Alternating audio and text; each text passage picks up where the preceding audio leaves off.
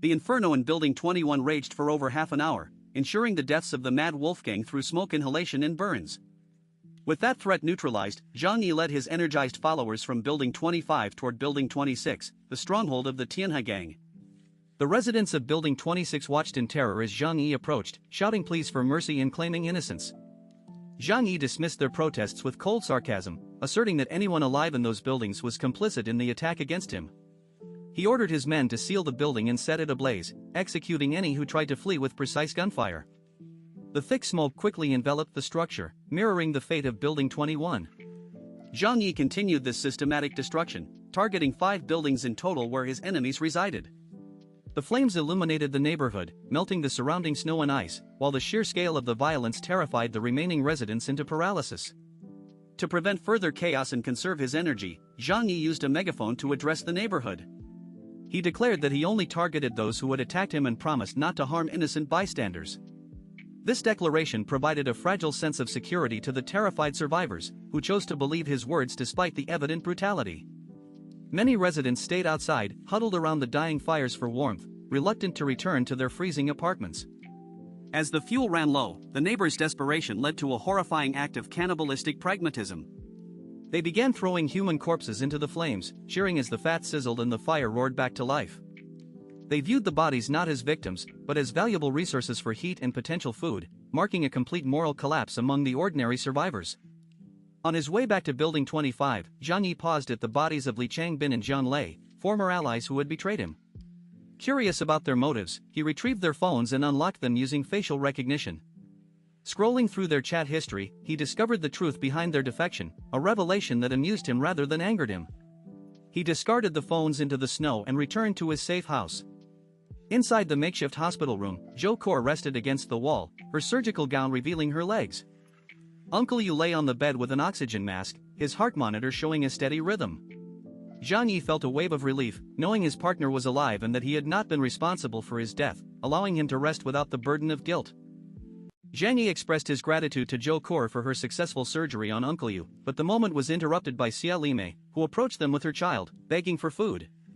Zhang Yi viewed the woman with deep mockery and disgust, considering her practically dead in his eyes, yet he spared her life for now. With a casual wave of his hand, he summoned a box of instant noodles from his spatial storage, leaving Xia Limei dumbfounded by the apparent magic trick. When she greedily asked for more food, citing eggs and chicken bones she had seen earlier, Zhang Yi snapped at her, forcing her to back down and accept the noodles. He then escorted the exhausted Zhou Kor to her room, helping her remove her shoes as she rested from the long surgical procedure.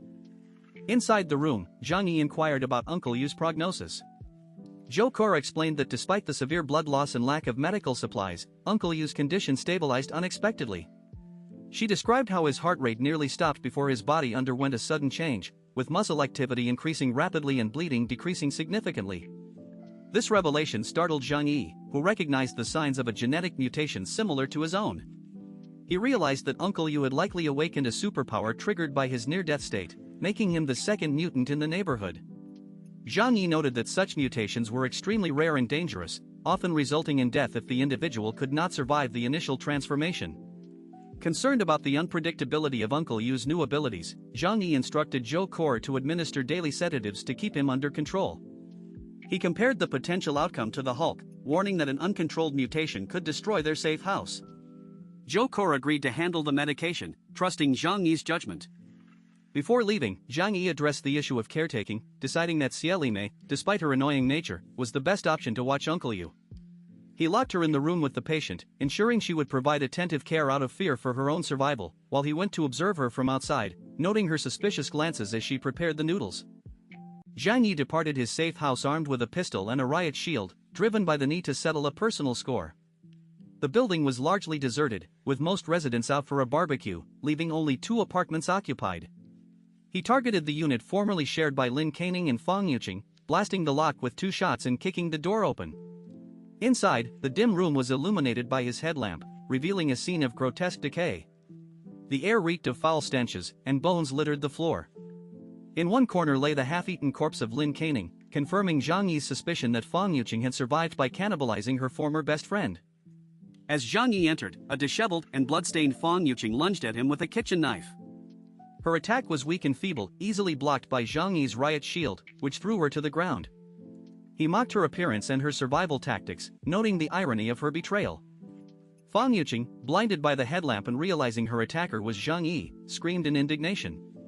She railed against his survival, cursing the men who failed to kill him. Zhang Yi coldly exposed her treachery, reminding her that she had secretly contacted Wang Chang to ambush him and manipulated Jian Lei and Li Changbin to join the attack. He dismissed her as a pathetic manipulator who used her understanding of men to sow discord. Fang Yuqing, realizing revenge was impossible, shifted her blame to Zhang Yi, accusing him of abandoning her after 2.5 years of pursuit. She claimed that if he had persisted, she would have married him, and she expressed a deep hatred for him and the woman he chose instead. Her hysteria escalated as she lunged at him again, but Zhang Yi effortlessly knocked her down with his shield, labeling her a pretentious and brainless woman. Deciding that words were wasted on her, Zhang Yi retrieved a crowbar and brutally smashed Fang Yuqing's wrists and calves. The crisp cracking of her brittle bones, weakened by starvation, was accompanied by her piercing screams. As she convulsed in pain, she begged for mercy, but Zhang Yi dragged her by her hair to the window. He smashed the security bars with the crowbar, preparing to throw her from the 8th floor. Fang Yuqing pleaded desperately, offering to do anything to save her life. Zhang Yi, feeling a surge of satisfaction, stripped her naked with a dagger to humiliate her further. Disgusted by her emaciated and filthy state, he picked up a sharpened bone fragment, likely from Zhou Pang, and impaled her. With a wicked amusement, he flung her out the window.